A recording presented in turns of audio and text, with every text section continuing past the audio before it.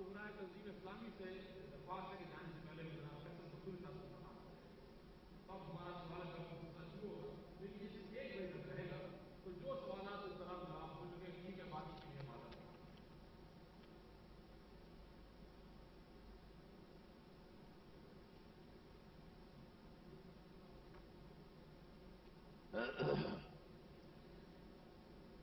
خواجہ احد صاحب کا ایک سوال مجھے مل گیا ہے، وہ پہلے سے لکھ کر لائے ہیں۔ محمد صلی اللہ علیہ وسلم led a lowly life and kept nothing for the next day. In view of this, the concept to keep something for the old age seems to be unclear, which is common these days. Please comment.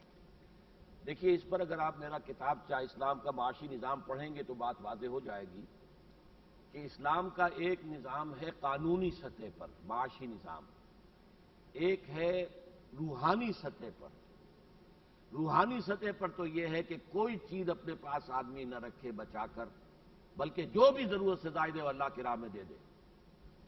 یسألونک ماذا ينفقون قل العفو، جو بھی تمہاری ضرورت سے زائد دے دو، بچت کا، رکھنے کا، اور اس بچت کو مزید کمانے کا سارے کھاتے ختم۔ لیکن یہ ہے روحانی معاملہ، یہ لازم نہیں ہے، قانوناً ہر ایک کے لیے نہیں ہے، جو بھی چاہے۔ حضور نے اس سطح پر زندگی گزاری، صحابہ کرام میں سے بھی بہت سونے، سب نے نہیں، بہت سونے یہ اختیاری فقر اختیار کیا، اور صوفیاء کرام نے یہ راستہ اختیار کیا۔ لیکن لیگل سطح پر کیا ہے؟ حلال ذریعے سے کماؤ، حرام نہ ہو اس میں۔ زکوٰۃ لازم ہو گئی، زکوٰۃ دے دو، باقی اپنے پاس رکھ سکتے ہو۔ جب رکھو گے تبھی وراثت ہوگی، کچھ ہوگا ہی نہیں تو وراثت کس میں ہوگی؟ تو قرآن مجید میں وراثت کا قانون کس لیے؟ تو گویا کہ یہ چیز قانونی سطح پر یہ ہے، یہ حرام نہیں ہے۔ آپ اس میں سے جتنا بھی اللہ کے نام میں خرچ کرنا چاہیں کیجئے، جتنا آپ اپنے پاس رکھنا چاہیں رکھیں، یہ حرام نہیں ہے۔ البتہ ایک روحانی اونچی سطح جو ہے وہ ہے جس پر کہ حضور نے زندگی گزاری ہے، وہ آخری روحانی مقام ہے، سب کے لیے ضروری نہیں ہے۔ محمد آصف صاحب، اگر حروف مقطعات کا شمار آیات متشابہات میں ہوتا ہے تو پھر کبھی نہ کبھی مفسرین علماء ان کا مطلب تلاش کر لیں گے، لیکن اگر یہ اللہ اور اس کے رسول کے مابین راز ہے تو پھر مفسرین کے لیے ان کے مطالب تلاش کرنے کے پیچھے ہیں۔ ایسا کرنا درست ہے کیا؟ ایسا کرنا درست ہے؟ آپ کی بات صحیح ہے۔ اصل میں دیکھیے، آیات متشابہات کے بارے میں یہی ہے کہ آپ رکھیں یہ کہ یقین یہ اللہ کی طرف سے ہے، علم اللہ کے حوالے۔ باقی حضرت صحابہ میں سے حضرت عبداللہ ابن عباس نے بھی بعض رائے ظاہر کی، لیکن امت نے انہیں تسلیم نہیں کیا۔ مثلا الف لام میم انا اللہ اعلم، انہوں نے کہا یہ الف لام میم جو ہے یہ ایک جملے کا مخفف ہے، انا اللہ اعلم، انا کا الف، اللہ کا درمیانی لفظ کا درمیانی حرف لام، اعلم آخری حرف لفظ ہے تو اس کا آخری حرف میم، الف لام میم انا اللہ اعلم۔ لیکن یہ بات ان کی ذاتی ایک بات تھی، حضور سے منقول کچھ نہیں ہے۔ باقی یہ کہ کچھ باتیں کہی گئی ہیں، جیسا کہ میں نے کہا مولانا فراہی نے ایک رائے دی ہے، لیکن اس کی ساری توجیہ تو نہیں ہوتی، کچھ چیزیں اس کے اندر صحیح معلوم ہوتی ہیں، لہذا اسی پر اتفاق کرنی چاہیے، زیادہ اس کی کھود کرید میں پڑھنے کی ضرورت نہیں۔ محمد یعقوب میسیا شاید لکھا ہے، کیا ہمیں جو بھی نقصان ہوتا ہے وہ اللہ کی طرف سے ہوتا ہے؟ اس دنیا میں جو بھی کچھ ہو رہا ہے وہ اللہ کے اذن سے ہوتا ہے، اللہ تعالیٰ کا اذن۔ آپ نے زہر کھایا، زہر سے آپ مر گئے، یہ بھی اللہ کے اذن سے ہے، ورنہ آپ نہیں مر سکتے، محض زہر آپ کو نہیں مار سکتا۔ لیکن آپ کوئی نیک کام کرنا چاہتے ہیں تو اللہ کے اذن ہوگا تو آپ کر سکیں گے، ورنہ نہیں کر سکیں گے، لیکن اللہ اذن دیتا ہے۔ آپ چوری کرنے کے لیے گھر سے نکلے تو اذن ہوگا تو چوری کر سکیں گے، ورنہ نہیں کر سکیں گے۔ تو جو کچھ بھی ہم پر آتا ہے وہ اذن رب سے آتا ہے، اور جو ہم پر آتا ہے جس میں کہ ہمارے کسی ارادے کو دخل نہ ہو، اسے ہم کہتے ہیں یہ اللہ تعالیٰ کی طرف سے آیا ہے، اسے ہم قبول کرتے ہیں۔ امان اللہ پٹھان صاحب، اس سورہ مبارکہ میں اشارہ اگر ولید بن مغیرہ کی طرف نہیں ہے تو باقی کون سی شخصیت جس کو آپ قرین قیاس، میں نے بتایا نا اخنس ابن شریق ایک شخص تھا، بابر مرزا۔ آپ نے فرمایا کہ حضرت ابوبکر کی عمر 61 برس ہوئی تھی، ہماری معلومات کے مطابق حضرت ابوبکر عمر میں حضور سے بڑے تھے اور حضور 63 برس کی عمر میں وفات پا گئے تھے، جبکہ حضرت ابوبکر کے ان کے بعد بھی خلافت ان کے بعد بھی خلافت کی اس حساب سے ان کی عمر 61 برس سے کس طرح ہوئی؟ اصل میں 61 اور 63 کی بات کو آپ جان لیجئے کہ یہ ہے قمری اور شمسی کا فرق۔ 63 جو ہوتے ہیں قمر کے حساب سے، یہ چاند کا جو ہجری حساب ہے، اس سے جب 63 برس ہوں گے تو شمسی حساب جس سے ہم سوچتے ہیں وہ 61 بنیں گے، کیونکہ ایک صدی میں 3 سال کا فرق پڑتا ہے۔ اگر قمری حساب سے 100 برس ہوں گے تو شمسی حساب سے 97 برس ہوں گے۔ تو اس حساب سے حضور کی عمر جو ہے شمسی حساب سے 61 برس ہوئی ہے، لیکن قمری حساب سے 63 برس ہوئی ہے۔ باقی یہ روایت ایک میرے بھی علم میں ہے، لیکن یہ کہ زیادہ تر جو روایات ہیں حضرت عمر کی حضرت ابوبکر کی عمر کے بارے میں وہ وہی ہے جو میں نے عرض کی ہے۔ ایک روایت وہ بھی ہے جو آپ کہہ رہے ہیں۔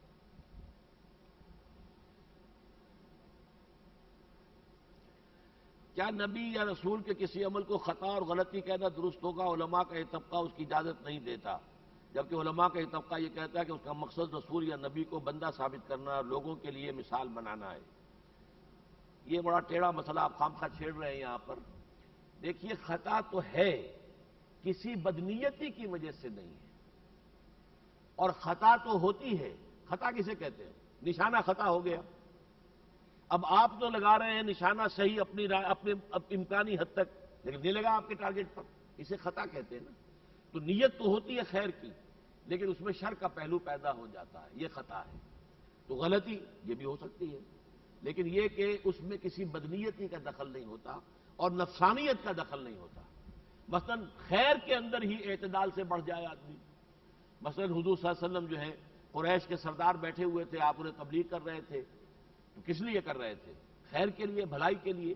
عبداللہ ابن ام مکتوم آئے، وہ اندھے تھے، انہیں پتہ نہیں تھا سچویشن کیا ہے، وہ بار بار حضور کو اپنی طرف متوجہ کر رہے ہیں، تو حضور کے چہرے پر ناگواری کا اظہار کیا آثار ہو گئے، اللہ نے اس پر ٹوک دیا۔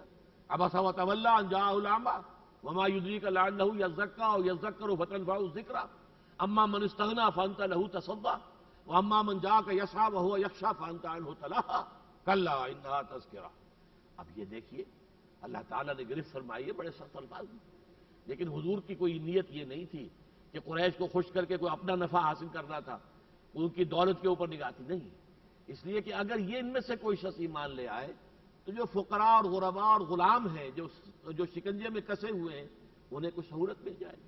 تو خیر کے اندر کبھی کبھی انسان اعتدال سے تجاوز کر جاتا ہے، یہ معاملہ ہو سکتا ہے نبی اور رسول کے ذریعے۔ سید حسن احمد صاحب، مسلمان اتنی پستی کی حالت میں کیوں ہیں؟ دوسری قومیں مسلمانوں سے بہت آگے ہیں۔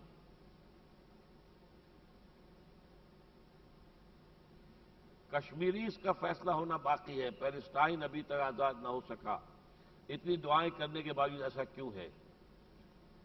اچھا، پہلی بات تو یہ سمجھ لیجئے، اس پر اگر آپ میری کتاب پڑھیں سابقہ اور موجودہ مسلمان امتوں کا ماضی، حال اور مستقبل، ہم اس وقت عذاب الہی کی گرفت میں ہیں۔ جیسے کبھی بنی اسرائیل تھے، 2 مرتبہ قرآن میں یہ آیت موجود ہے، اے بنی اسرائیل ہمارے اس انعام و اکرام کو یاد کرو جو ہم نے تم پر کیا اور تمہیں تمام دنیا کی اقوام پر فضیلت دی۔ یا بنی اسرائیل اذکروا نعمتی التی انعمت علیکم وانی فضلتکم علی العالمین۔ سورہ بقرہ کے 6 رکوع کی پہلی آیت بھی یہ ہے اور 15ویں رکوع کی پہلی آیت بھی یہ ہے۔ پھر اسی کے بارے میں فرمایا ضربت علیہم الذلۃ والمسکنہ، ان پر ذلت اور مسکنت تھوپ دی گئی۔ کیوں؟ جو قوم شریعت خداوندی کی حامل ہوتی ہے، کتاب الہی کی حامل ہوتی ہے، وہ اللہ کی نمائندہ ہوتی ہے زمین پر۔ اگر وہ اپنے عمل سے غلط نمائندگی کرے اللہ کی، مس ریپرزینٹ کرے اللہ کو، کہے کچھ اور کرے کچھ اور، تو وہ کافروں سے زیادہ مجرم شمار ہوتی ہے۔ کافروں کو ان کے کفر کی اصل سزا آخرت میں ملے گی، لیکن ایسی مسلمان امت کو ان کے جرائم کی سزا دنیا میں ملتی ہے۔ اس وقت ہم در حقیقت اللہ تعالیٰ کی طرف سے we are in the clutches of divine punishment from اللہ سبحانہ و تعالیٰ۔ میڈیٹیشن، مراقبہ میں اسلامی تعلیمات کیا ہیں، اس کے کیا فوائد ہیں؟ میڈیٹیشن کہتے ہیں غور کرنے کو، تنہا بیٹھ کر کبھی غور و فکر کرنا، یہ میڈیٹیشن ہے۔ یہی حضور کرتے تھے غار حرا میں۔ کیا کرتے تھے؟ آتا ہے نا، وہاں جاتے تھے، کئی دن ٹھہرتے تھے، عبادت کرتے تھے۔ اب جو شارحین حدیث ہیں ان کو سوال پیدا ہو گیا، عبادت کس کے طریقے پر کرتے تھے؟ آپ نہ تو یہودی تھے کہ یہودیوں کے طریقے عبادت آپ کو معلوم ہوتا، نہ نصرانی تھے کہ نصرانیوں کے طریق پر عبادت کرتے، نہ معاذ اللہ مشرک تھے، تو کیسے عبادت کرتے؟ تو شارحین حدیث نے کیا لکھا؟ کان صفت و تعبدہ فی غار حرا التفکر والاعتبار، غار حرا میں آپ کی عبادت جو ہے وہ غور و فکر، سوچ بچار پر مشتمل تھی۔ تو توجہ تنہائی میں ہو جانا، کوئی چادر لے کر لیٹ جانا تاکہ آدمی غور و فکر کرے، باہر کی چیزوں سے ذرا اپنے آپ کو منقطع کر لے، یہ مراقبہ ہے۔ تو مراقبے میں غور و فکر ہوتا ہے، اور اس میں خاص طور پر جو صوفیہ مراقبہ سکھاتے ہیں وہ کسی آیت کے حوالے سے کہتے ہیں، ذرا اس آیت کا مراقبہ کرو، واللہ خیر الرازقین، واللہ خیر الرازقین، زمان سے بھی کہتے رہیے اور اسی کے اوپر دھیان کیجئے، توجہ مرکوز کیجئے، تاکہ آپ کو اللہ تعالیٰ کی صفت رزاقیت کے اوپر پورا یقین حاصل ہو جائے۔ تو یہ در حقیقت نفسیاتی ایکسرسائزز ہیں اور ان کے اندر فائدہ ہے۔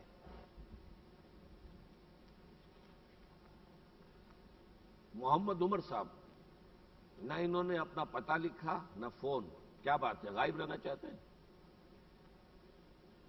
دراصل ہمارے ملک میں مسئلہ یہ ہے کہ ایک پاکستان کا قانون ہے اور ایک اسلامی شریعت ہے۔